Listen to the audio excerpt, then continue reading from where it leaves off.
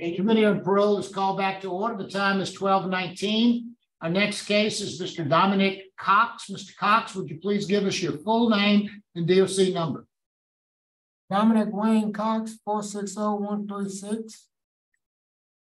Mr. Cox, let me explain our process to you. First, I'm going to read some information into the record, and then we're going to conduct a parole interview with you.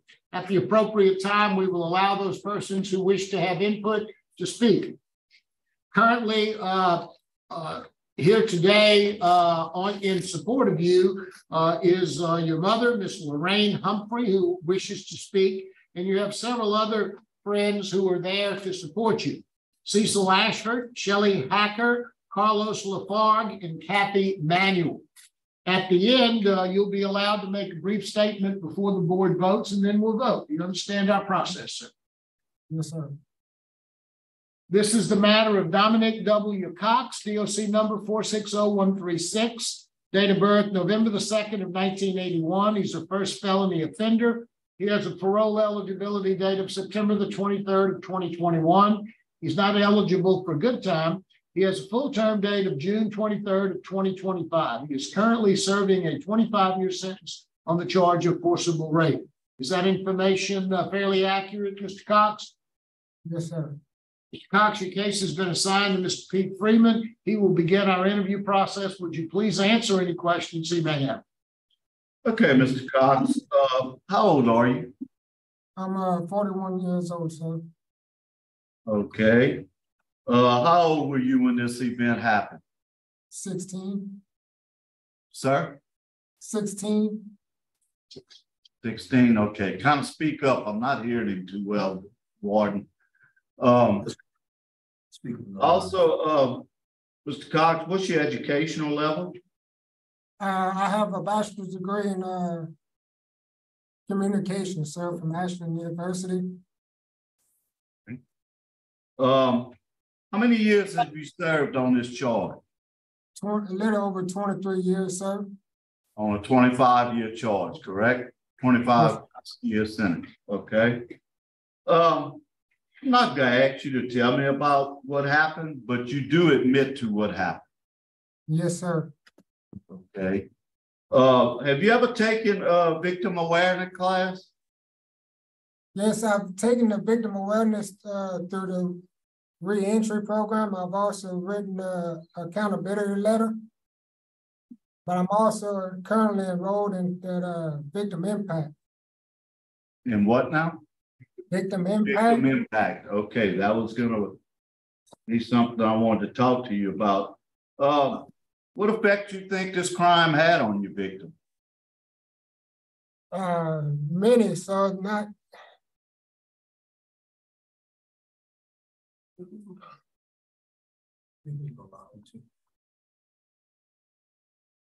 So I know it had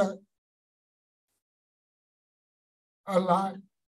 I know it affected her a lot, not just her, but her family, her future relationships.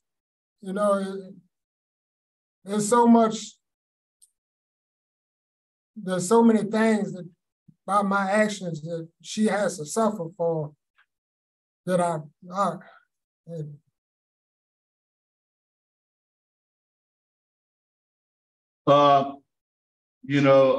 we contact law enforcement and most of the law enforcement is opposed to your release. There's nothing you can do about that. Your mother is unopposed. She's ready for you to come home. The victim's father and the victim are both opposed.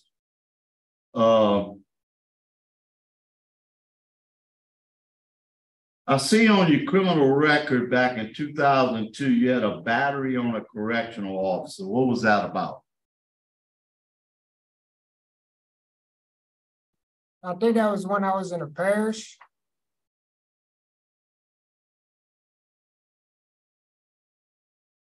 Okay, and what happened?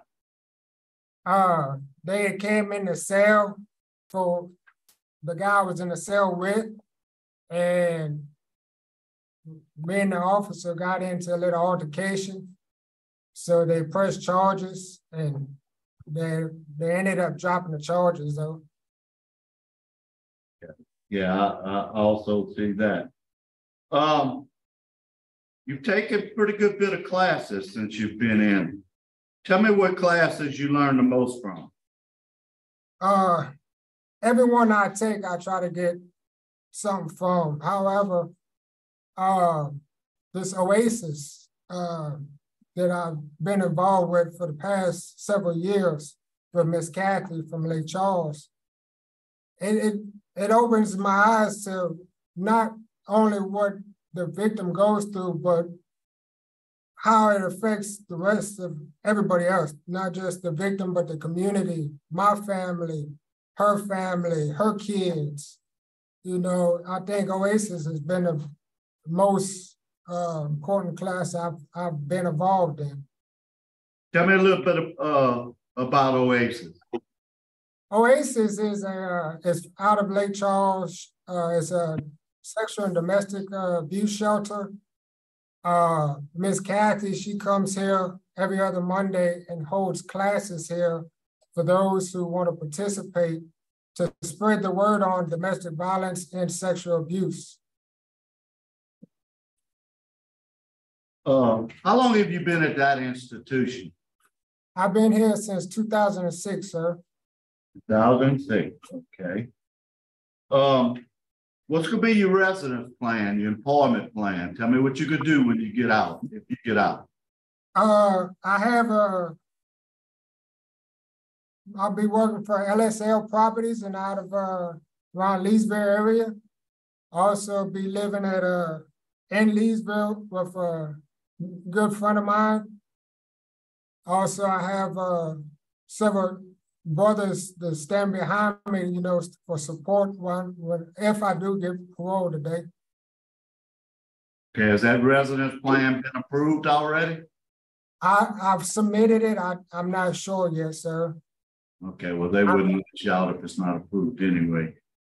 Who's this friend? Now, tell me about this friend. They had any criminal history, any problem?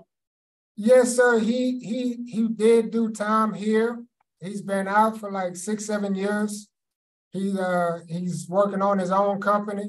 He's been out, like I said, about 6-7 years. I'll stay in contact with him.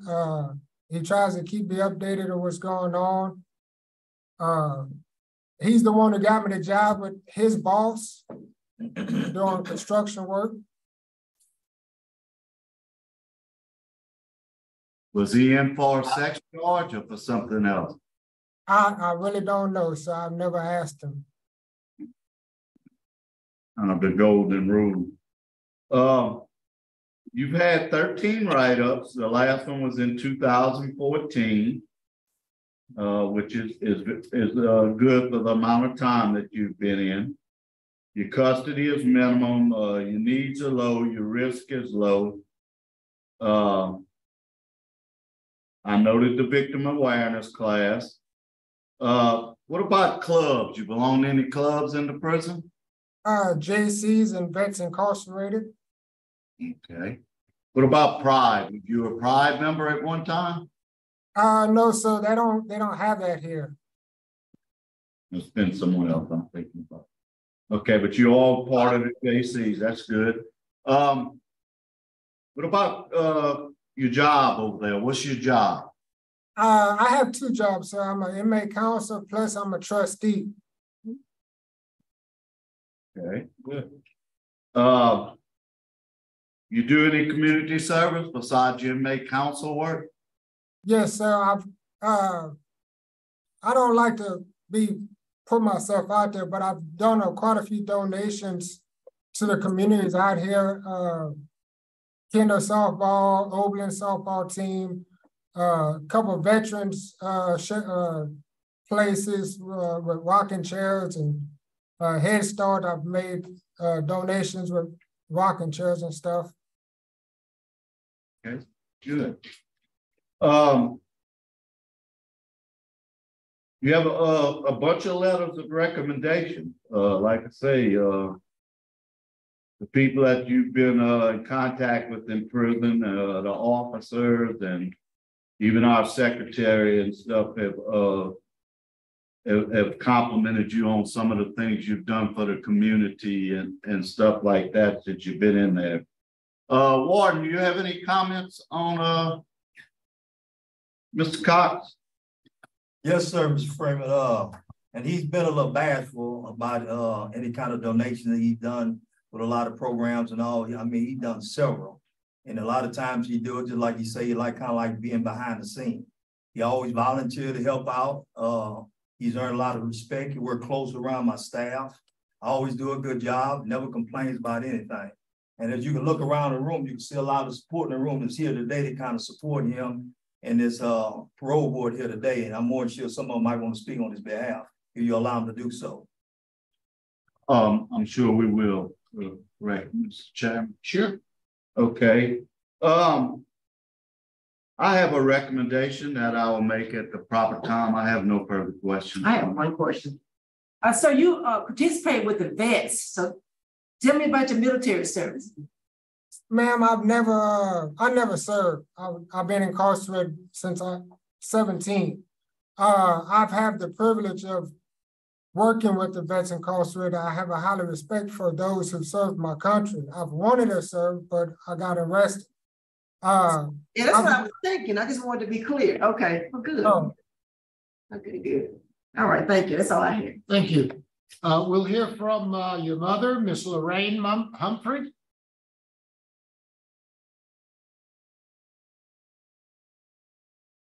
Good afternoon, Miss Humphrey. Can you hear me?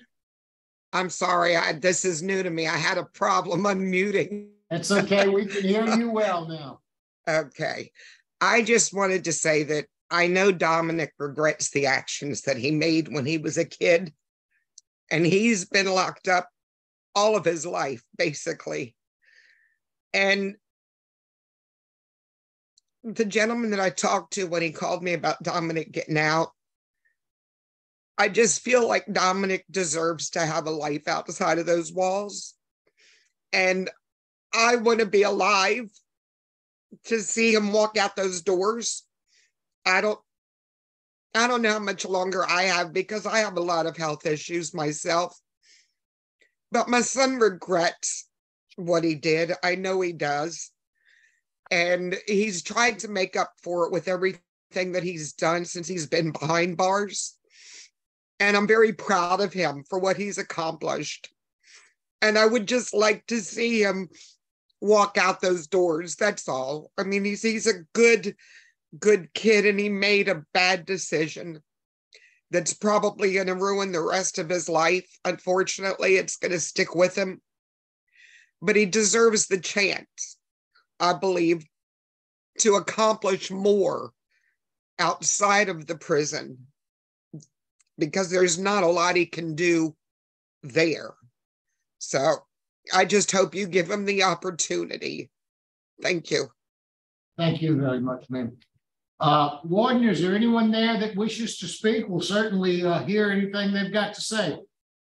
Yes, sir. Yes, my name is Cecil Ashford.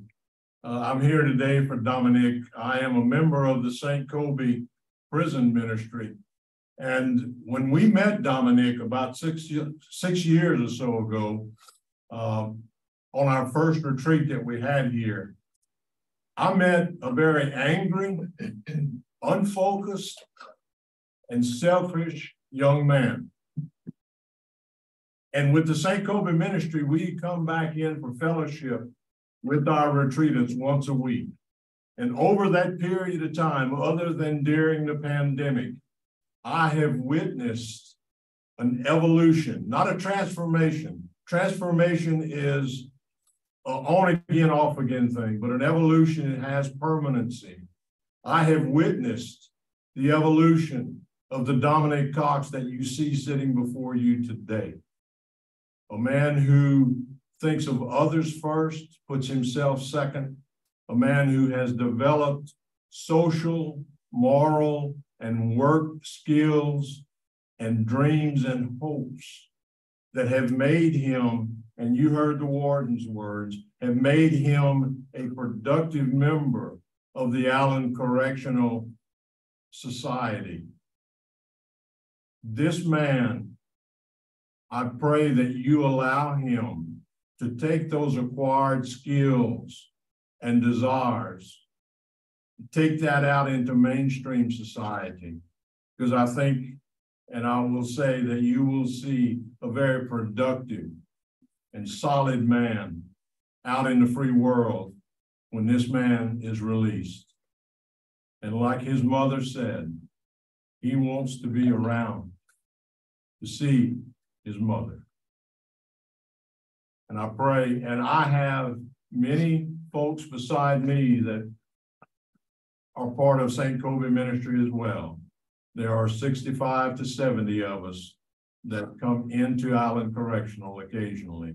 And we all have this young man, Dominic Cox, on our prayer list for today, and pray that he is told yes by all three of you folks. Thank you for your time. Thank you very much. Okay, panel ready to vote? Any of his staff want to say anything? Would anybody else like to say something? I'd like to say something if I could, please. My name is Kathy Manuel, and I'm the executive director of Oasis, and I come in every other Monday to teach the domestic and sexual violence classes. And we have graduated about 5 different groups of guys through here. And we're on our 2nd group this time since COVID was lifted. But Dominic has been extremely involved in this since the beginning. And even before we started the classes, just coming and doing different events and presentations for inmates for domestic violence and sexual assault months. He has been instrumental in getting that going and helping with it every time. He also makes sure that we have the people signed up, that they're vetted to come in there, and he helps to hold them accountable and keep them on task during those classes. He's not only attended the classes, but like I said, he's also helped facilitate them. And I think it's a great credit to him. And I really hope that you grant him his wishes today. Thank you very much, ma'am. All right, Ms. Britton. Okay, Mr. Cox, I enjoyed listening to you today. And I don't say this often. People know me, my background is in probation pro. But I'm not, and I cannot believe I'm saying that, I'm not afraid to put you back out into the community. I think you have a ton of support, and I hope you don't let them down. I mean, the letters we've got, these people sitting behind you, I mean, that's we don't see that often. Let me just put that to you that way. My vote today is going to be to grant, with the condition that you follow all of the rules of the sex offender contract and you stay away from the victim and their family. Okay, if we get a call from the victim or the family saying that you harassing them or have been around them, it's not going to go well. Okay, so stay away from them. If you run into them, I don't know if y'all living in the same area or not, but if you would go to Walmart and they there, you leave. Okay, good luck to you, sir. Thank you, sir. Ms. Wise? Mr. Cox, it was great hearing you today and seeing all that's here to support you. Your mother made a statement that the rest of your life is ruined because of that crime. And I just want to submit to you that that's not true. That's not true. Own it. Just go through the supervision, but but redemption is there. You've done your time. You just have to do life differently, and everybody does.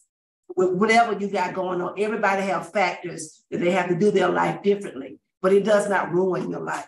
By no means, don't walk out thinking that. But you have challenges, but everybody got challenges. Yours is just different. Hold your head up. You've done your time. You own what you did. One of the things that I say often, that you did a great harm. You healed yourself. We have evidence of that today in the room. And you've been helping others. You've already started making donations. And that's all we can ask from any human being. You did a great harm, you healed yourself, and you start helping. That's all we can ask. If anybody asks you for any more than that, then you need to get away from that individual or from that. So my vote is to grant as well, and I concur with the conditions set forth, and I wish you well. Thank you, Ms. Wise. Mr. Cox, you received 2 votes to grant your parole. I agree with everything that my colleagues have said. My vote likewise is to grant. Good luck to you, sir.